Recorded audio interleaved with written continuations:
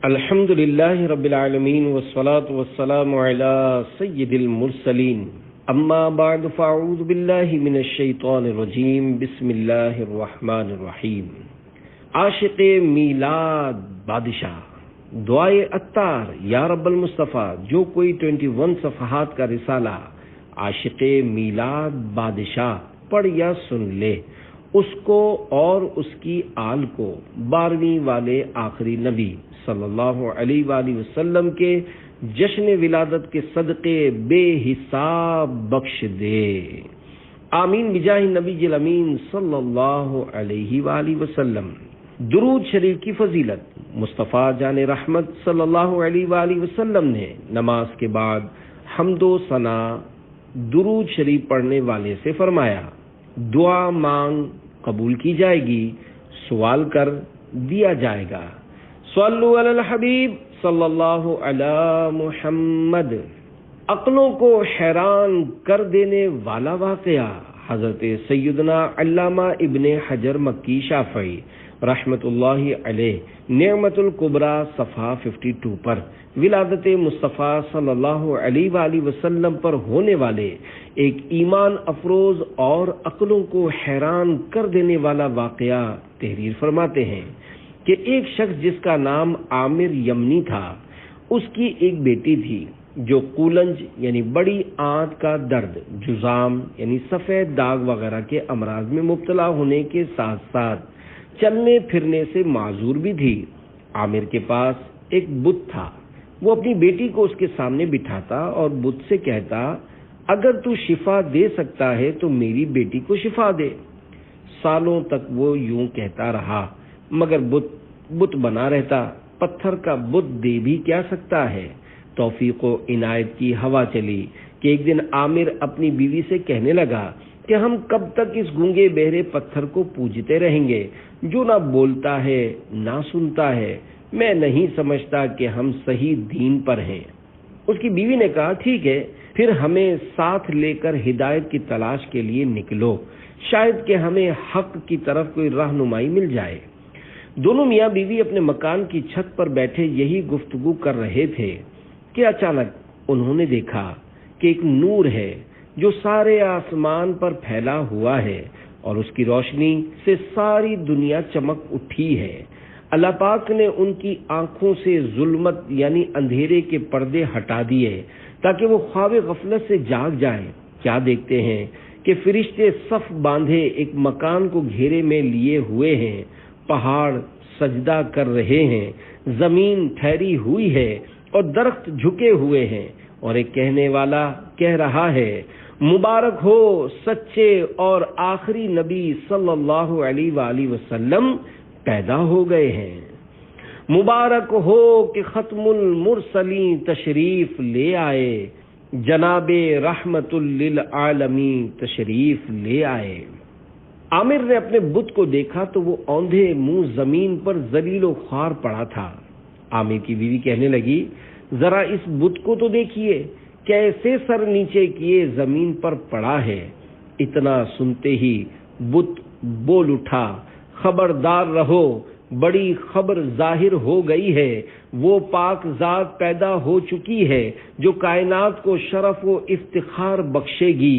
آگاہ رہو، وہ آخری نبی صلی اللہ علیہ وآلہ وسلم جن کی آمد یعنی آنے کا ہر ایک کو انتظار تھا، جن سے شجر و حجر یعنی درخت اور پتھر باتیں کریں گے، وہ کہ جن کے اشارے سے چاند 2 ٹکڑے ہوگا، اور جو قبیلہ ربیعہ و مضر کے سردار ہوں گے، ظاہر ہو چکے ہیں۔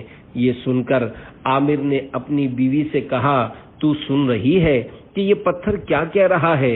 بولی، اس سے پوچھئے اس پیدا ہونے والے سعادت مند کا نام کیا ہے جن کے نور سے اللہ پاک نے سارے جہان کو روشن فرما دیا ہے۔ عامر نے کہا، اے غیب سے آنے والی آواز، اس پتھر نے صرف آج ہی بات کی ہے، یہ تو بتاؤ اس کا نام کیا ہے؟ جواب دیا، ان کا نام نامی، اسم گرامی محمد صلی اللہ علیہ وآلہ وسلم ہے، جو صاحب زمزم و صفا یعنی حضرت سیدنا اسماعیل علیہ الصلوۃ والسلام کے بیٹے ہیں، ان کی زمین تہامہ ہے اور ان کے دونوں کندھوں کے درمیان مہر نبوت ہے۔ وہ جب چلیں گے تو بادل ان پر سایہ کرے گا، نہیں بلکہ بادل ان سے سایہ حاصل کرے گا۔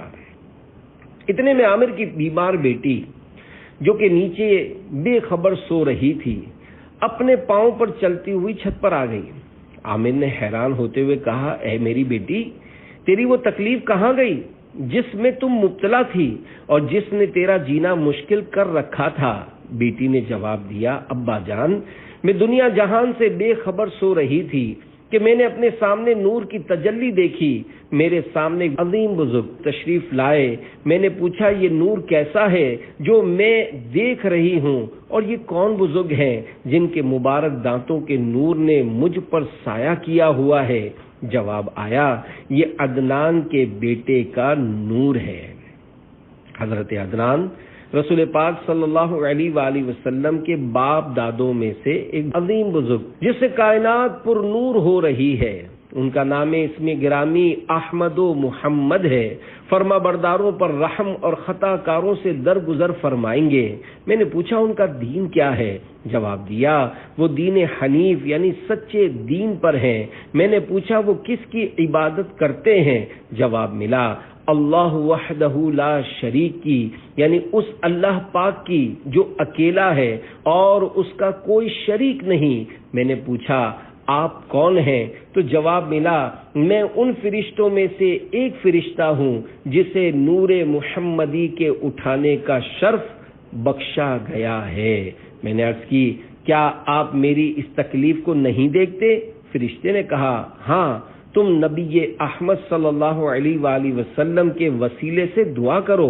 اللہ پاک نے فرمایا ہے، میں نے محبوب کی ذات میں اپنا راز و دلیل رکھی ہے، جو کوئی مجھ سے میرے محبوب کے وسیلے سے دعا کرے گا میں اس کی مشکل حل کر دوں گا، اور جنہوں نے میری نافرمانی کی ہے میں ان کے بارے میں قیامت کے دن اپنے حبیب صلی اللہ علیہ وآلہ وسلم کو شفیع یعنی سفارش کرنے والا بناؤں گا۔ وہ بچی کہہ رہی ہے کہ یہ سنتے ہی میں نے اپنے دونوں ہاتھ پھیلا دیے اور سچے دل سے اللہ پاک سے دعا کی، اور پھر اپنے ہاتھوں کو چہرے اور جسم پر پھیرا۔ جب نیند سے اٹھی تو ایسی تھی جیسے اب آپ مجھے دیکھ رہے ہیں۔ یہ سن کر عامر یمنی نے اپنی بیوی سے کہا، بے شک ہم نے اس مبارک ہستی کی عجیب و غریب نشانیاں دیکھی ہیں۔ میں ان کی محبت اور دیدار کے شوق میں جنگلوں اور دشوار گزار وادیوں کو طے کروں گا۔ چنانچہ عامر یمنی اور اس کے تمام گھر والے نور والے آقا صلی اللہ علیہ وآلہ وسلم کی تلاش میں اٹھ کھڑے ہوئے اور مکہ مکرمہ زادہ اللہ شرف و تعظیمہ کے سفر کا ارادہ کیا۔ سرزمین مکہ میں داخل ہو کر بی بی آمنہ رضی اللہ عنہا کے مکان عالی شان کا پتہ پوچھ کر دروازے پر دستک دی۔ بی بی آمنہ خاتون رضی اللہ عنہا نے آنے کا مقصد پوچھا تو انہوں نے عرض کی، ہمیں اپنے لخت جگر نور نظر کا نور برسانے والا چہرہ دکھا دیجئے، جس نے اپنی چمک دمک سے ساری دنیا کو چمکا دیا ہے، جن کے طفیل اللہ کریم نے کائنات کو روشن فرما دیا ہے۔ حضرت بی بی آمنہ رضی اللہ عنہا نے فرمایا، میں ابھی اپنا نور نظر یعنی اپنا پیارا پیارا بیٹا تمہیں نہیں دکھاؤں گی، کیونکہ مجھے یہودیوں کا ڈر ہے، کہیں وہ ان کو نقصان نہ پہنچائیں، اور میں نہیں جانتی کہ تم کون لوگ ہو اور کہاں سے آئے ہو۔ عامر اور اس کے گھر والوں نے کہا، ہم نے تو اسی آخری نبی صلی اللہ علیہ وآلہ وسلم کی محبت میں اپنا وطن اور اپنے دین یعنی اپنے باطل مذہب کو چھوڑا ہے کہ اس نور والی سرکار صلی اللہ علیہ وآلہ وسلم کے دیدار سے اپنی آنکھوں کو روشن کریں، جن کے دربار میں حاضر ہونے والا کبھی ناکام و نامراد نہیں لوٹے گا۔ یہ سن کر بی بی آمنہ رضی اللہ عنہا نے فرمایا، اچھا، اگر میرے پیارے بیٹے کے دیدار کے بغیر تمہارا گزارا نہیں تو جلدی نہ کرو، کچھ دیر ٹھہرو۔ یہ فرما کر آپ اپنے مکان عرش نشان میں تشریف لے گئیں۔ تھوڑی ہی دیر میں ارشاد فرمایا اندر آ جاؤ۔ اجازت ملتے ہی وہ اس مبارک کمرے میں داخل ہوئے جس میں دو جہاں کے تاجدار صلی اللہ علیہ وآلہ وسلم آرام فرما تھے۔ وہاں کے انوار و تجلیات میں ایسے گم ہوئے کہ دنیا اور دنیا میں جو کچھ ہے اس سے بے خبر ہو گئے، بے ساختہ اللہ پاک کا ذکر کرنے لگے۔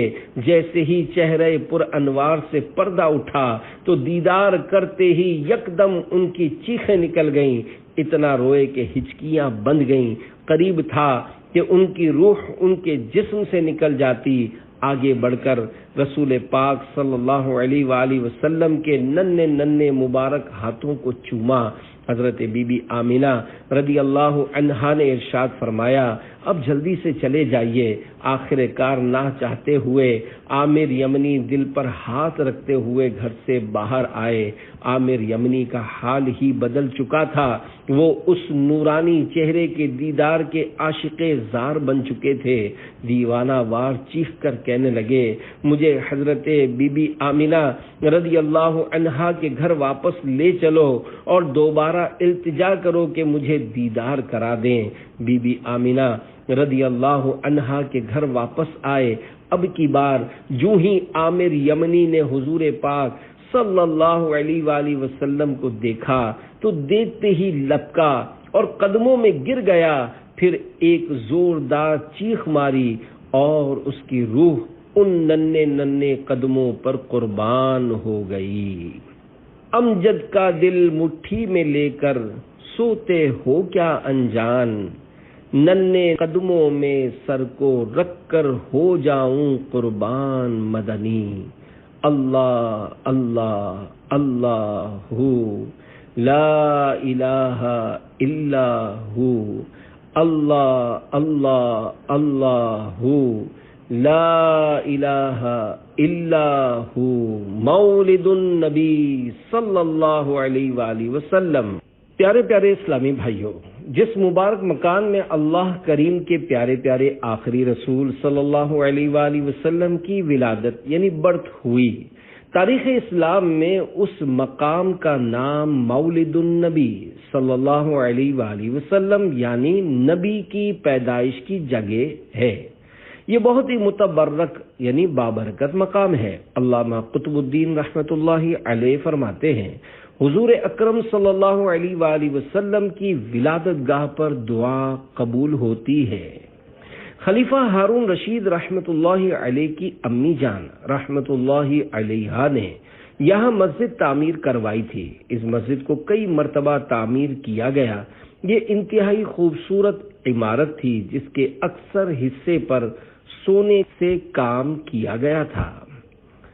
بابرکت مقام علامہ ابو الحسین محمد بن احمد جبیر اندلسی رحمۃ اللہ علیہ اس مکان عالی شان کا ذکر کرتے ہوئے اپنے زمانے کے حساب سے لکھتے ہیں وہ مقدس جگہ جہاں اللہ پاک کے پیارے پیارے نبی صلی اللہ علیہ وآلہ وسلم کی ولادت یعنی برتھ ہوئی، اس بابرکت جگہ پر چاندی چڑھائی گئی تھی۔ یہ جگہ یوں لگتی ہے جیسے چھوٹا سا پانی کا تالاب ہو جس کی سطح چاندی کی ہو۔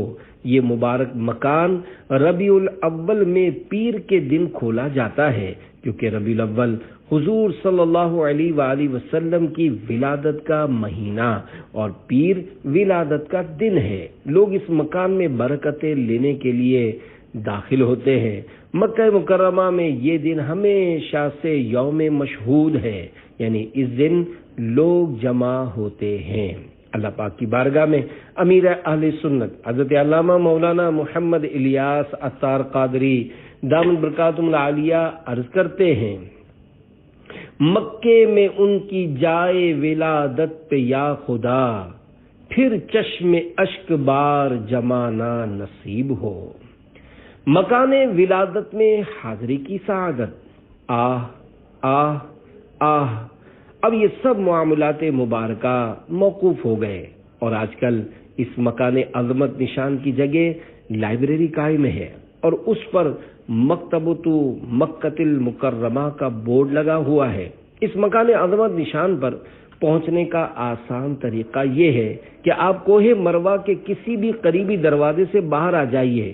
سامنے نمازیوں کے لیے بہت بڑا احاطہ بنا ہوا ہے۔ احاطے کے اس پار یہ مکان عالی شان اپنے جلوے لٹا رہا ہے، انشاءاللہ دور ہی سے نظر آ جائے گا۔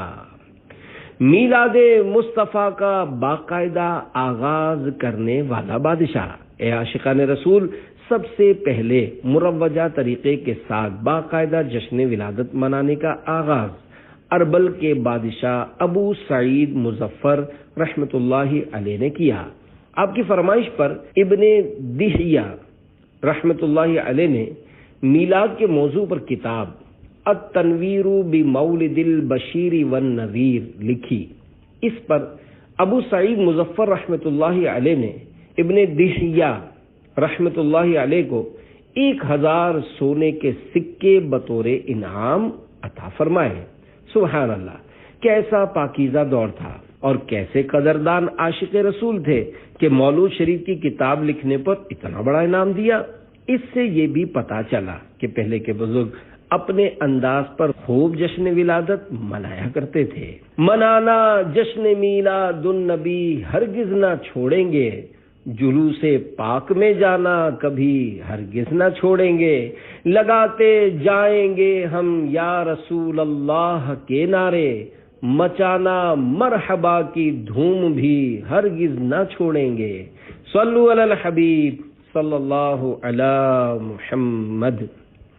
مدینے میں عظیم الشان اجتماع میلاد حضرت سیدنا شیخ علی بن موسیٰ مدینی مالکی رحمۃ اللہ علیہ فرماتے ہیں، مسجد نبوی شریف میں ایک زمانے تک 12 ربیع الاول کے دن عظیم الشان اجتماع میلاد ہوتا تھا، جس میں بڑے بڑے امام بیان فرماتے۔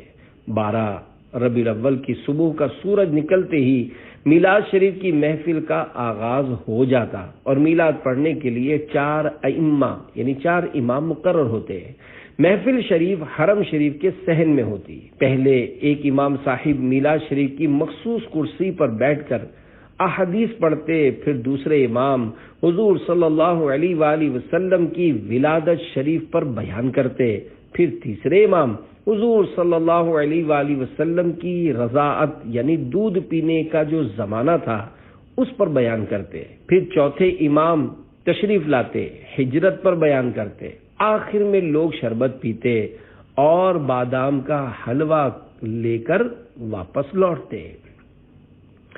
جب تلک یہ چاند تارے جھل ملاتے جائیں گے، تب تلک جشن ولادت ہم مناتے جائیں گے، ان کے عاشق نور کی شمعیں جلاتے جائیں گے، جبکہ حاسد دل جلاتے سٹ پٹاتے جائیں گے۔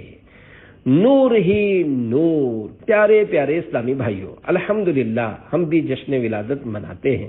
کاش اچھوں کے طفیل ہماری کاوشیں بھی قبول ہو جائیں۔ حضرت شاہ ولی اللہ محدث دہلوی رحمۃ اللہ علیہ فرماتے ہیں، میں مکہ معظمہ میں میلاد شریف کے دن رسول اللہ صلی اللہ علیہ وآلہ وسلم کی مکان ولادت پر حاضر تھا۔ سب لوگ حضور نبی کریم صلی اللہ علیہ وآلہ وسلم پر درود و سلام پڑھ رہے تھے اور آپ صلی اللہ علیہ وآلہ وسلم کی ولادت کے وقت جو ایمان افروز واقعات ہوئے تھے ان کا ذکر خیر کر رہے تھے، تو میں نے ان انوار کو دیکھا جو ایک دم اس محفل میں ظاہر ہوئے، اور میں نہیں کہہ سکتا کہ یہ انوار میں نے اپنی ظاہری آنکھوں سے دیکھے یا روح کی آنکھوں سے دیکھے، اللہ ہی بہتر جانتا ہے۔ جب میں نے ان انوار و تجلیات میں غور کیا تو پتہ چلا کہ یہ انوار ان فرشتوں کی طرف سے ظاہر ہو رہے ہیں جو اس طرح کی نورانی اور بابرکت محافل میں شریک ہوتے ہیں، اور میں نے یہ بھی دیکھا کہ ان فرشتوں سے ظاہر ہونے والے انوار اللہ پاک کی رحمت کے انوار سے مل رہے ہیں۔ پوری محفل میلاد کھڑے ہو کر سننے والا بوڑھا۔ میلاد شریف میں تعظیم کے لیے کھڑا ہونے کو بدعت کہنے والے ایک شخص کا واقعہ سنیے اور عبرت حاصل کیجیے۔ حضرت سیدنا علامہ عباس مالکی رحمۃ اللہ علیہ نے فرمایا، میں بیت المقدس میں 12 ربیع الاول شریف کی رات محفل میلاد میں شریک تھا۔ میں نے دیکھا کہ ایک بوڑھا شخص شروع سے آخر تک انتہائی ادب و احترام کے ساتھ کھڑا ہو کر محفل میلاد میں شریک تھا۔ جب کسی نے پوری محفل کھڑے ہو کر سننے کی وجہ پوچھی تو اس نے بتایا کہ میں مصطفیٰ کریم صلی اللہ علیہ وآلہ وسلم کا ذکر خیر سنتے وقت تعظیماً کھڑے ہونے کو بدعت سیئہ یعنی بری بدعت جانتا تھا۔ ایک دن میں نے خواب میں دیکھا کہ ایک بہت بڑے اجتماع میں ہوں اور لوگ محبوب رب ذوالجلال رسول بے مثال صلی اللہ علیہ وآلہ وسلم کا استقبال کرنے کے لیے کھڑے ہیں۔ جب آمد مصطفیٰ صلی اللہ علیہ وآلہ وسلم ہوئی تو تمام لوگوں نے انتہائی ادب و احترام کے ساتھ حضور صلی اللہ علیہ وآلہ وسلم کا استقبال کیا، مگر میں تعظیم کے لیے کھڑا نہیں ہوا۔ نبی کریم صلی اللہ علیہ وآلہ وسلم نے فرمایا، تو اب کھڑا نہیں ہو سکے گا۔ جب آنکھ کھلی تو دیکھا کہ اب بھی بیٹھا ہوا ہوں۔ اسی پریشانی میں 1 سال گزر گیا مگر میں کھڑا نہ ہو سکا۔ بالآخر میں نے یہ منت مانی کہ اگر اللہ پاک مجھے اس مرض سے شفا دے دے تو میں محفل میلاد شروع سے آخر تک کھڑے ہو کر سنا کروں گا۔ اس منت کی برکت سے اللہ کریم نے مجھے صحت عطا فرمائی، تو اب میرا یہ معمول بن گیا کہ اپنی منت کو پورا کرتے ہوئے سرکار صلی اللہ علیہ وآلہ وسلم کی تعظیم میں پوری محفل کھڑے ہو کر سنتا ہوں۔ خوب برسیں گی جنازے پر خدا کی رحمتیں، قبر تک سرکار کی نعتیں سناتے جائیں گے۔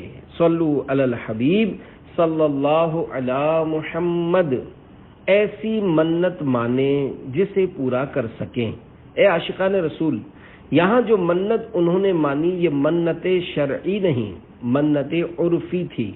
منت عرفی کا پورا کرنا واجب نہیں ہوتا، لیکن اس طرح کی جو جائز منتیں مانی جاتی ہیں انہیں پورا کر دینا چاہیے کہ اسی میں بھلائی ہے۔ ماشاء اللہ انہوں نے منت مانی، اللہ پاک نے انہیں شفا دے دی اور وہ محفل میلاد کھڑے ہو کر سنتے تھے۔ ایسا نہ ہو کہ جوش میں آ کر آپ سب بھی اس طرح کی منت ماننے لگ جائیں، کیونکہ ساری محفل کھڑے ہو کر سننا سب کے بس میں نہیں ہوتا، اور اگر بڑا اجتماع ہو اور اس کے بیچ میں آپ کھڑے ہو جائیں تو اس سے پیچھے والوں کو پریشانی ہوگی اور بٹھانے کے لیے کھینچیں گے اور یوں مسائل پیدا ہوں گے۔ ذکر میلاد مبارک کیسے چھوڑیں ہم بھلا، جن کا کھاتے ہیں انہی کے گیت گاتے جائیں گے۔ شیطانی لوگ، پیارے پیارے اسلامی بھائیوں، سوشل میڈیا کا زمانہ ہے۔ بعض نادان لوگ جو جشن ولادت نہیں مناتے طرح طرح کے وسوسے پھیلا کر عاشقان رسول کو اس نیک اور برکتوں والے کام سے روکنے کے مختلف انداز اختیار کرتے ہیں۔ یہ شیاطین الانس یعنی شیطان آدمی گمراہ کرنے کی کوشش کرتے اور دلوں میں شکوک و شبہات ڈالتے ہیں۔ ائمہ دین فرمایا کرتے کہ شیطان آدمی شیطان جن سے سخت تر ہوتا ہے۔ اللہ پاک کے آخری نبی محمد مدنی صلی اللہ علیہ وآلہ وسلم نے حضرت سیدنا ابو ذر غفاری رضی اللہ عنہ سے ارشاد فرمایا، اللہ کی پناہ مانگ شیطان آدمیوں اور شیطان جنوں کے شر سے۔ عرض کی، کیا آدمیوں میں بھی شیطان ہیں؟ فرمایا ہاں۔ چنانچہ جتنے گمراہ و بد مذہب ہیں وہ سب کے سب شیاطین الانس یعنی شیطان آدمیوں میں داخل ہیں، اور ابلیس کے ساتھ ساتھ ان کے شر سے بھی ہمیں پناہ مانگتے رہنا چاہیے۔ مگر افسوس بہت سے مسلمان ان سے خوب میل جول رکھتے ہیں اور ان کی گفتگو بھی خوب توجہ سے سنتے ہیں، ان کے مذہبی پروگراموں میں بھی شریک ہوتے ہیں، ان کا لٹریچر بھی پڑھتے ہیں۔ یہی وجہ ہے کہ پھر اپنے دین سے ناواقفیت کی بنا پر شک و شبے میں پڑ جاتے ہیں کہ آیا وہ صحیح ہیں یا ہم، اور پھر بعض تو ان کے جال میں اس قدر پھنس جاتے ہیں کہ انہی کے گن گانے لگتے ہیں اور یہاں تک کہتے سنائی دیتے ہیں کہ یہ بھی تو صحیح کہہ رہے ہیں۔ ہمدردانہ مشورہ۔ امام اہل سنت مولانا شاہ امام احمد رضا خان رحمت اللہ علیہ ایسوں سے بچنے کی تاکید کرتے ہوئے فرماتے ہیں، بھائیو تم اپنے نفع نقصان کو زیادہ جانتے ہو یا تمہارا رب، تمہارے نبی صلی اللہ علیہ وآلہ وسلم؟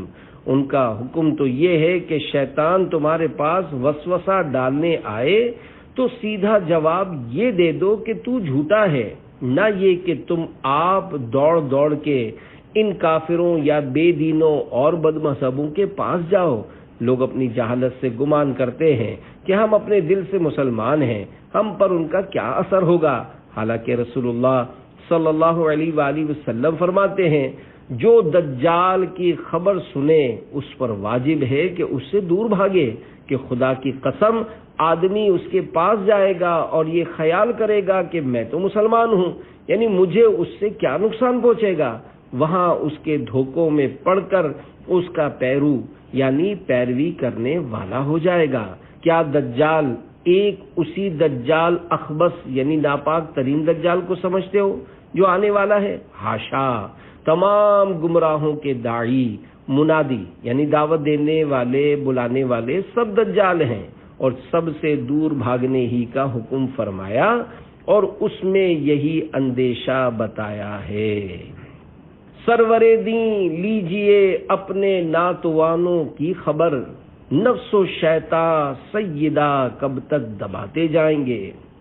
میلاد شریف منانے سے منع کرنے والوں کے وسوسوں کے جوابات۔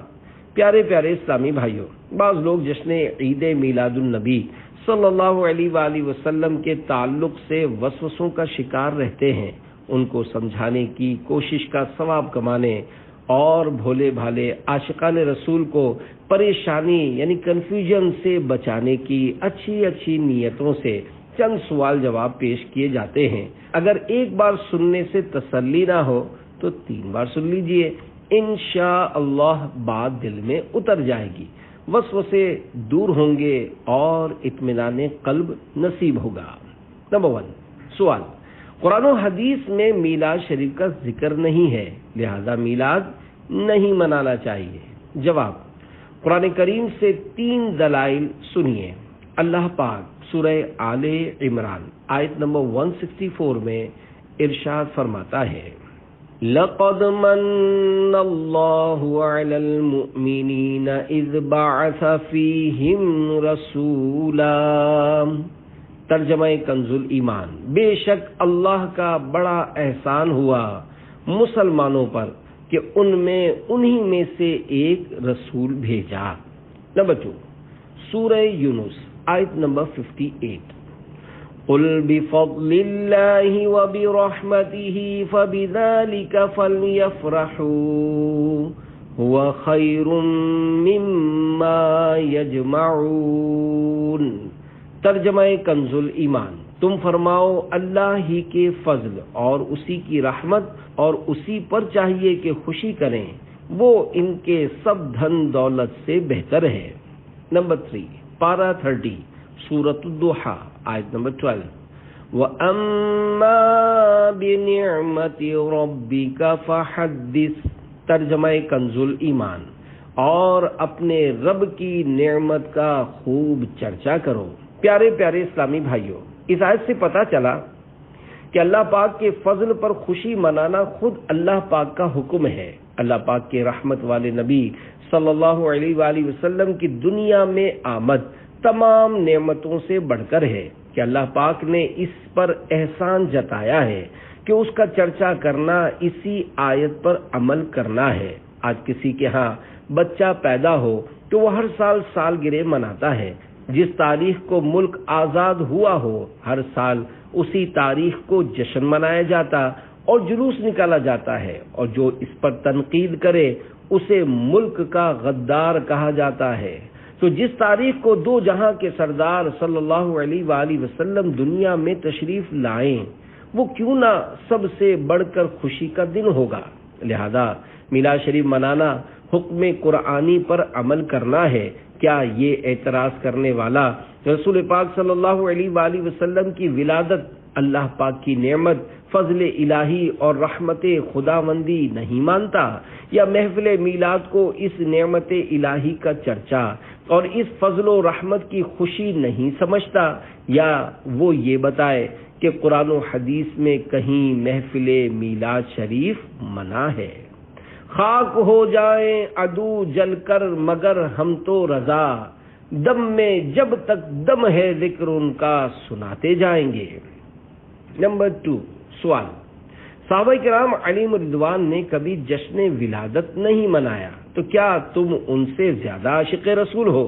جواب، قرآن کریم کے بعد سب سے زیادہ قابل اعتماد کتاب صحیح بخاری ہے، اور اس کو تقریباً سبھی مسلمان مانتے ہیں۔ امام بخاری رحمۃ اللہ علیہ ہر حدیث مبارکہ لکھنے سے پہلے غسل کرتے اور 2 رکعت نفل ادا فرماتے۔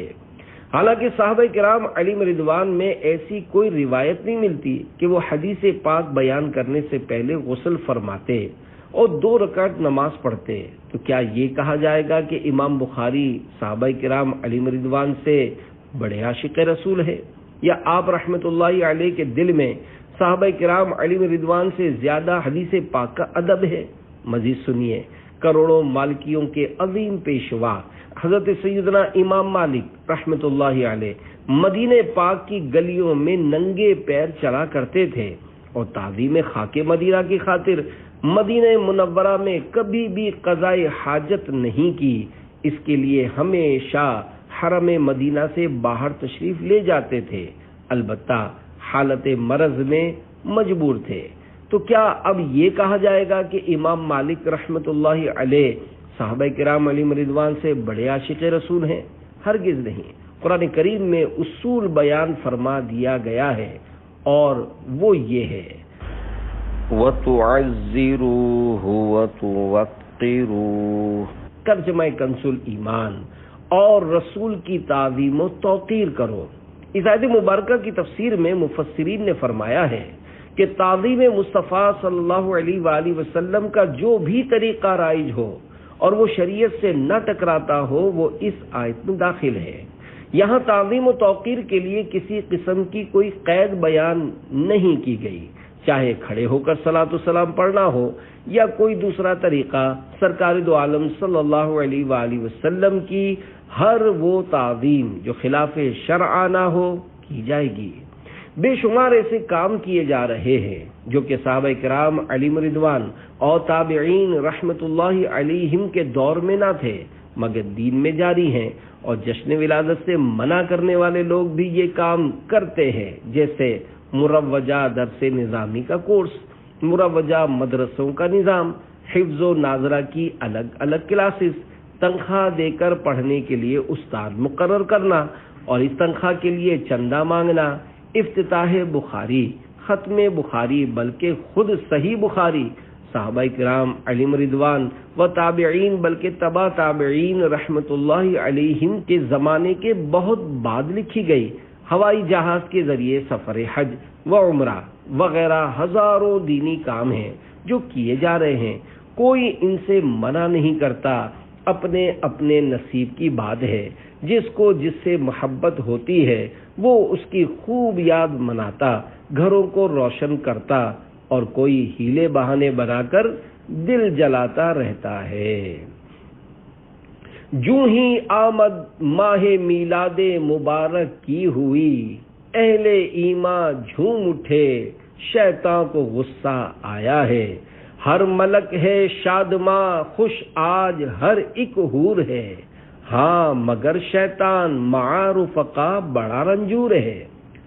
نمبر 3، سوال، اسلام میں صرف 2 ہی عیدوں کا ذکر ہے، لہذا عید میلاد النبی صلی اللہ علیہ وآلہ وسلم نہیں منانا چاہیے؟ جواب، صحاح ستہ یعنی حدیث پاک کی مشہور 6 کتب میں ہے، اللہ پاک کے رسول صلی اللہ علیہ وآلہ وسلم نے ارشاد فرمایا، جمعہ عید کا دن ہے۔ اس حساب سے تو پورے سال میں کم و بیش 48 عیدیں ہوئیں، اور عید الفطر و عید الاضحیٰ ملا کر 50، اور یہ عیدیں جس عید کے صدقے میں ملی وہ ہے 12 ربیع الاول شریف ہے۔ الحمدللہ یہ عاشقان رسول کے لیے عیدوں کی بھی عید ہے، کیونکہ حضور انور صلی اللہ علیہ وآلہ وسلم دنیا میں تشریف نہ لاتے تو کوئی عید ہوتی، نہ کوئی شب براءت۔ کون و مکان کی تمام تر رونق و شان اللہ پاک کے آخری رسول صلی اللہ علیہ وآلہ وسلم کے قدموں کی دھول کا صدقہ ہے۔ حدیث میں ہے، اللہ پاک فرماتا ہے، اے میرے حبیب، میں نے دنیا اور دنیا والوں کو اس لیے پیدا کیا کہ جو عزت و منزلت تمہاری میرے یہاں ہے میں ان کو اس کی پہچان کروا دوں، اور اے میرے حبیب اگر تم نہ ہوتے تو میں دنیا کو پیدا نہ کرتا۔ وہ جو نہ تھے تو کچھ نہ تھا، وہ جو نہ ہو تو کچھ نہ ہو، جان ہے وہ جہان کی، جان ہے تو جہان ہے۔ نمبر 4 سوال، 12 ربیع الاول ولادت شریف کا دن نہیں ہے، اس میں اختلاف ہے اور یہ فتاوی رضویہ میں بھی ہے، لہذا 12 ربیع الاول شریف کو جشن میلاد النبی صلی اللہ علیہ وآلہ وسلم نہیں منانا چاہیے۔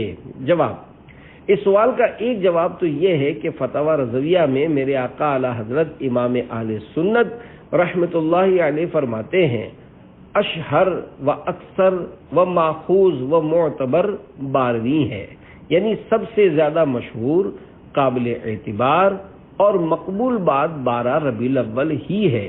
دوسرا جواب یہ ہے کہ اگر آپ 12 ربیع الاول شریف کو جشن ولادت نہیں مناتے تو کوئی اور تاریخ مثلا 2، 8 یا 10 ربیع الاول کے قول ہی کو مان لیجئے اور خوب دھوم دھام سے آمنہ کے لال محبوب رب ذوالجلال صلی اللہ علیہ وآلہ وسلم کا جشن ولادت منائیے۔ جھوم کر سارے خوشی سے بار بار مرحبا یا مصطفیٰ فرمائیے، یا رسول اللہ کہیے زور سے، شق جگر ابلیس کا فرمائیے۔ نمبر 5 سوال، 12 ربیع الاول کو جلوس نکالنا بدعت ہے اور ہر بدعت گمراہی اور جہنم میں لے جانے والی ہے، لہذا جلوس میلاد نکالنا اور اس میں جانا جائز نہیں ہے۔ جواب، میرے بھولے بھالے پیارے اسلامی بھائیوں، بدعت کا مطلب ہے نیا کام۔ جس طرح ہر نیا کام برا نہیں ہوتا، اسی طرح ہر بدعت بری نہیں ہوتی، بلکہ جو نیا کام قرآن و سنت کے خلاف ہو وہ بدعت سیئہ یعنی بری بدعت ہے، اور حدیث پاک کلو بدعت ضلالہ سے مراد بری بدعت ہے۔ جو نیا کام قرآن و سنت، آثار صحابہ یا اجماع امت کے خلاف نہ ہو وہ برا نہیں ہے، جیسے تراویح کی جماعت جو تقریباً ہر مسجد میں قائم کی جاتی ہے، اس کو تو خود حضرت سیدنا عمر فاروق اعظم رضی اللہ عنہ نے اچھی بدعت فرمایا ہے۔ کئی بدعتیں مستحب بلکہ واجب ہوتی ہیں۔ آج سے تقریباً 500 سال پہلے لکھی جانے والی کتاب عین العلم میں ہے، جس چیز سے شروع سے منع نہ فرمایا گیا ہو اور صحابہ و تابعین کے زمانے کے بعد لوگوں میں جاری ہوئی ہو، اس میں موافقت کر کے مسلمانوں کا دل خوش کرنا بہتر ہے، اگرچہ وہ چیز بدعت یعنی وہ نیا کام ہی ہو۔ اس پر دلیل وہ حدیث ہے جو حضرت سیدنا عبداللہ بن مسعود رضی اللہ عنہ نے نبی صلی اللہ علیہ وآلہ وسلم کے ارشاد اور خود ان کے قول سے مروی ہوئی کہ مسلمان جس چیز کو اچھا سمجھیں وہ خدا کے نزدیک بھی نیک ہے۔ تقریباً 450 سال پرانے بزرگ حضرت سیدنا علامہ ابن حجر رحمت اللہ علیہ فرماتے ہیں، بدعت حسنہ یعنی وہ نیک کام جو قرآن و سنت کے خلاف نہ ہو کہ مستحب ہونے پر اتفاق ہے، اور مولود شریف منانا اور اس کے لیے لوگوں کا جمع ہونا اسی قسم سے ہے، یعنی میلاد شریف منانا مستحب، نیک اور اچھا کام ہے۔ حضرت مولانا علی شامی رحمت اللہ علیہ فرماتے ہیں، اس کا انکار وہی کرے گا جس کے دل پر خدا نے مہر کر دی۔ لاکھ شیطان ہم کو روکے فضل رب سے تا ابد، جشن آقا کی ولادت کا مناتے جائیں گے۔ نمبر 6 سوال، پرانے بزرگوں نے میلاد شریف منانے کے بارے میں کچھ نہیں فرمایا، لہذا میلاد شریف نہیں منانا چاہیے۔ جواب: کم از کم 500 سال پہلے کے چند بزرگوں کے فرامین اور ان کی کتابوں کے بارے میں سنیے۔ آج سے تقریباً 850 سال پہلے حضرت سیدنا علامہ عبدالرحمن ابن جوزی رحمۃ اللہ علیہ نے ایک کتاب بنام مولد العروس لکھی، جس کی روایت صفحہ نمبر 10 پر گزری۔ فرماتے ہیں حضرت سیدنا احمد مجتبی محمد مصطفیٰ صلی اللہ علیہ وآلہ وسلم کا جشن ولادت منانے والے کو برکت، عزت، بھلائی اور فخر ملے گا۔ موتیوں کا امامہ اور سبز حلہ یعنی گرین روب پہن کر وہ داخل جنت ہوگا۔ 923 ہجری یعنی تقریباً 500 سال پہلے کے عظیم بزرگ امام احمد بن محمد قسطلانی رحمۃ اللہ علیہ فرماتے ہیں، سرور دو جہاں صلی اللہ علیہ وآلہ وسلم کی ولادت کے مہینے میں مسلمان ہمیشہ سے محفل میلاد کرتے آئے ہیں اور ولادت کی خوشی میں دعوتیں دیتے، کھانے پکواتے اور خوب صدقہ و خیرات دیتے آئے ہیں، خوب خوشی کا اظہار کرتے اور دل کھول کر خرچ کرتے ہیں۔ نیز آپ صلی اللہ علیہ وآلہ وسلم کی ولادت با سعادت کے ذکر کا اہتمام کرتے آئے ہیں، چنانچہ ان پر اللہ پاک کے بہت بڑے فضل اور برکتوں کا نزول ہوتا ہے۔ میلاد شریف منانے سے دلی مرادیں پوری ہوتی ہیں۔ اللہ پاک اس پر رحمت نازل فرمائے جس نے ولادت شریف کی راتوں کو عید یعنی خوشی کا دن بنا لیا ہے۔ مزید فرماتے ہیں، میلاد شریف کی خوشی اس کے لیے سخت مصیبتیں ہیں جس کے دل میں بیماری اور عناد ہے۔ حضرت سیدنا امام ابو شامہ رحمۃ اللہ علیہ جو کہ امام نووی رحمۃ اللہ علیہ کے استاد ہیں، فرماتے ہیں، ہمارے زمانے میں جو نیا کام کیا جاتا ہے وہ یہ ہے کہ لوگ ہر سال اللہ پاک کے رحمت والے نبی صلی اللہ علیہ وآلہ وسلم کے میلاد کے دن صدقات و خیرات اور خوشی کا اظہار کرنے کے لیے اپنے گھروں اور گلیوں کو سجاتے ہیں، کیونکہ اس میں کئی فائدے ہیں۔ سب سے بڑی بات یہ ہے کہ اللہ پاک نے اپنے محبوب صلی اللہ علیہ وآلہ وسلم کو پیدا فرما کر اور رحمت للعالمین بنا کر بھیجا ہے، اور یہ اس کا اپنے بندوں پر بہت بڑا احسان ہے جس کا شکر ادا کرنے کے لیے خوشی کا اظہار کیا جاتا ہے۔ جو کہ جلتے ہیں ذکر مولد سے، کر عطا ان کو تو سقر یا رب۔ 7 سوال: 12 ربیع الاول کو بہت زیادہ لائٹنگ کر کے اسراف کیا جاتا ہے، اگر یہ رقم غریبوں میں بانٹ دی جائے تو کتنوں کا بھلا ہوگا؟ جواب: سب سے پہلے تو یہ قاعدہ ذہن میں بٹھا لیجئے کہ علماء کرام فرماتے ہیں، لا خیر فی الاسراف ولا اسراف فی الخیر، یعنی اسراف میں کوئی بھلائی نہیں اور بھلائی کے کاموں میں خرچ کرنے میں کوئی اسراف نہیں۔ عظیم تابعی بزرگ حضرت سیدنا امام مجاہد رحمۃ اللہ علیہ فرماتے ہیں، اگر کوئی شخص احد پہاڑ کے برابر بھی مال اطاعت الہی میں خرچ کرے تب بھی وہ اسراف کرنے والوں میں سے نہ ہوگا۔ اوپر بیان کردہ روایات سے جب یہ بات ثابت ہو گئی کہ جشن ولادت منانا نیکی اور ثواب کا کام ہے، تو ثواب کے کام میں مال جتنا زیادہ خرچ کیا جائے وہ کم ہی ہے، نہ کہ اسراف۔ ایک خبر کے مطابق ہر سال 20 سے 20 سے 25 ملین ریال سے غلاف کعبہ تیار کیا جاتا ہے۔ شادیوں اور نت نئے فنکشنز پر کروڑوں کے اخراجات کیے جاتے ہیں۔ کوئی ان کو جا کر سمجھائے کہ یہاں خرچ کرنے کے بجائے غریبوں میں رقم بانٹ دو تو پتہ چلے بلکہ خود اپنے ہی گھر کے ڈیکوریشن اور ایک سے ایک نئے ماڈل کی گاڑیاں، موبائلز وغیرہ کو دیکھ لیجئے، ذرا ان کو غریبوں میں بانٹ کر چند ہزار والی بائک اور موبائل فون استعمال کر کے غریبوں کا بھلا کیجئے تو پتہ چلے الغرض 20 کام ایسے کیے جا رہے ہیں جن میں کروڑوں اربوں روپے ہر سال خرچ ہوتے ہیں، مگر اس سے کوئی منع نہیں کرتا۔ گزشتہ کچھ عرصے میں کورونا وائرس کی وجہ سے ہونے والے لاک ڈاؤن میں سوشل میڈیا پر ایک پوسٹ وائرل ہوئی کہ دیکھو غریبوں میں راشن وہی بانٹ رہے ہیں جو جشن ولادت پر لائٹنگ کرتے ہیں۔ تو خیر، غریبوں کی مدد بھی کیجیے اور جشن ولادت بھی منائیے۔ آخر صرف جشن ولادت کے موقع پر ہی یہ وسوسہ ذہن میں کیوں آتا ہے؟ بات کچھ اور تو نہیں، نفس امارہ اور شیطان کو لا حول شریف پڑھ کر مرحبا یا مصطفیٰ کا نعرہ لگا کر بھگائیے اور خوب دھوم دھام سے جشن ولادت منائیے۔ لہراؤ سبز پرچم اے آقا کے عاشقو، گھر گھر کرو چراغاں کہ سرکار آ گئے۔ چراغاں دیکھ کر کافر نے اسلام قبول کر لیا۔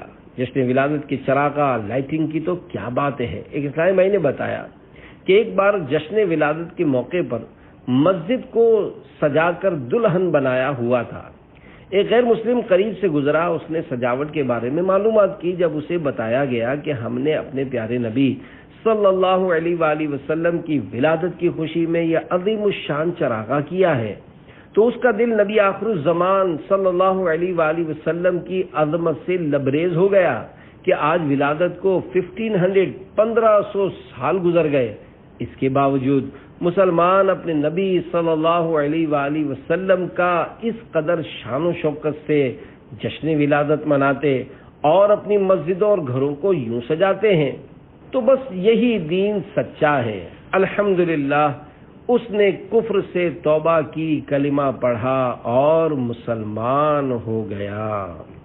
یا رسول اللہ کا نعرہ لگاؤ زور سے، ان کے دشمن منہ پھلاتے بڑبڑاتے جائیں گے۔ حدیث شریف میں ہے، سید المرسلین صلی اللہ علیہ وآلہ وسلم نے ارشاد فرمایا، جس شخص نے اسلام میں نیک طریقہ نکالا اس کو طریقہ نکالنے کا بھی ثواب ملے گا اور اس پر عمل کرنے والوں کا بھی ثواب ملے گا، اور عمل کرنے والوں کے اپنے ثواب میں کچھ کمی نہ کی جائے گی۔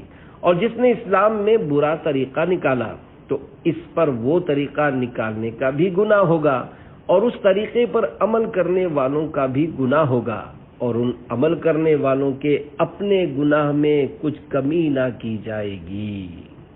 نمبر 1 سوال، 12 ربیع الاول کی لائٹنگ میں بجلی کی چوری اور بہت اونچی آواز سے نعتیں چلا کر دوسروں کو تکلیف پہنچائی جاتی ہے، نیز لنگر اس طرح لٹایا جاتا ہے جس سے رزق کی بے حرمتی ہوتی ہے، لہذا جشن عید میلاد النبی صلی اللہ علیہ وآلہ وسلم نہیں منانا چاہیے۔